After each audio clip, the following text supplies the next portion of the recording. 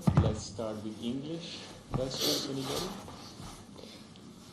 Congratulations. You looked quite uncomfortable in the first two sets in the heat there. Was there an element of your thinking which was along the lines of, I just need to hang on for a little bit and then when it gets cooler I'll be good to go?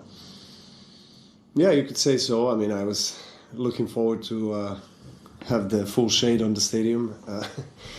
It was a hot day.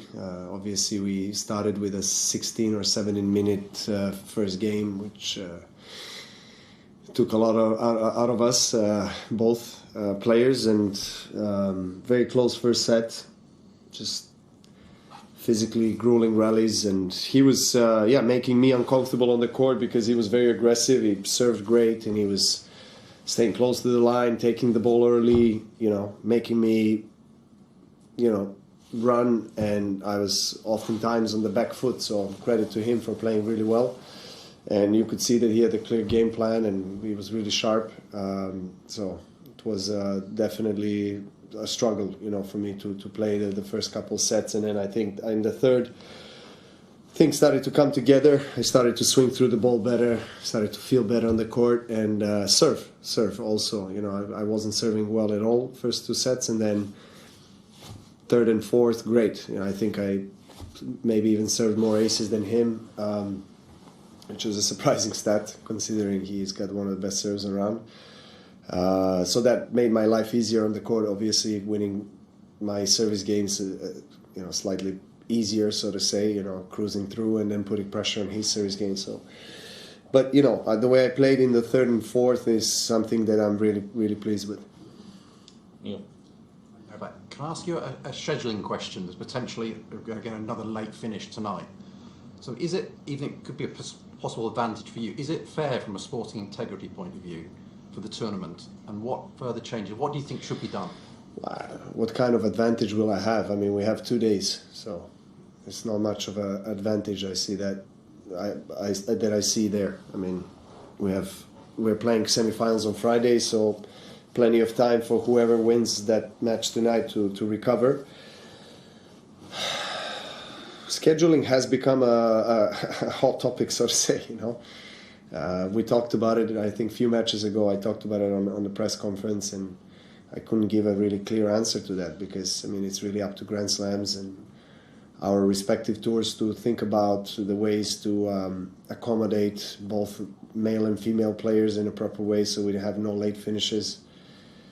I think ATP came up with this rule change, but that's on ATP Tour. Grand Slams are not part of the ATP Tour, so they have their separate rules and regulations that obviously are independent from our tours. And we know that there are 2 sessions, right? So if you are scheduling 2 matches starting at 12 with men playing best of 5, if it goes 3-4 hours, takes for them, I think, 45 minutes to clean the stadium, bring in new fans for the night session. So it takes a lot of time.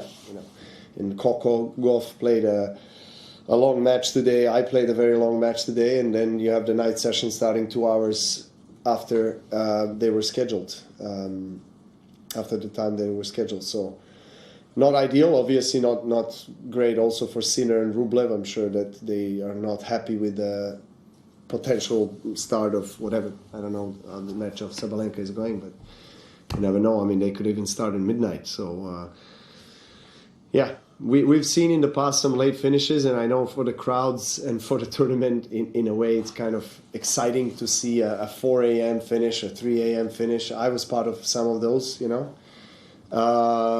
but it's definitely not fun for us. The good thing about the quarterfinalist on the men's section is that we have 2 days.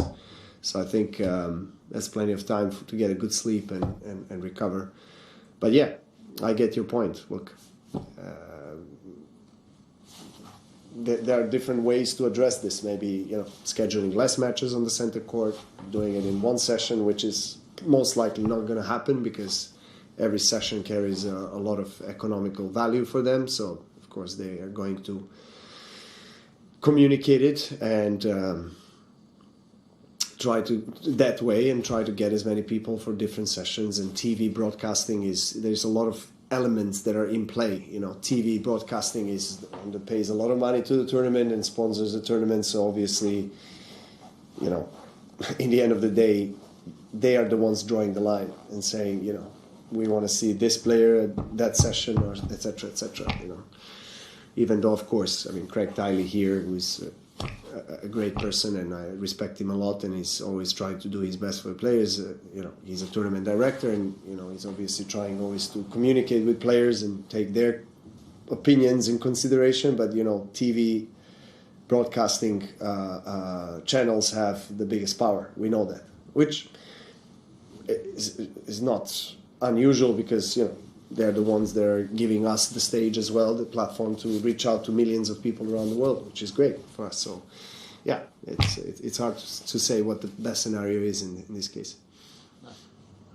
Hey, Novak, you were using the towels and the ice packs on their head and all of those things. Was any of it working? Well, I mean, I tried everything I possibly can in the very short amount of time and the changeovers, but you know, I think we both felt the effect of the heat, and you know, when you're playing on a hard court, the heat is absorbed in the surface, so you know, down there for us players, we feel probably even more heat than you would feel on stands, and of course running, and yeah, it's hard to put down your heart rate, you know, and kind of control your breathing. I mean, it's very intense, and the high level of tennis and intensity exerts a lot of effort, and you feel, you know, you're spending a lot of energy and you don't have much time to recover. So yeah, so the icing, ice bags on the head all over the body, you know, is one of the ways to try to bring the temperature down, cool yourself down a bit, because you feel you're, you know, trapped in this heat inside and outside, you know, particularly today. Can you enjoy a match like that when you're out there, or is it just hard grinding work and the enjoyment comes in the satisfaction of having won?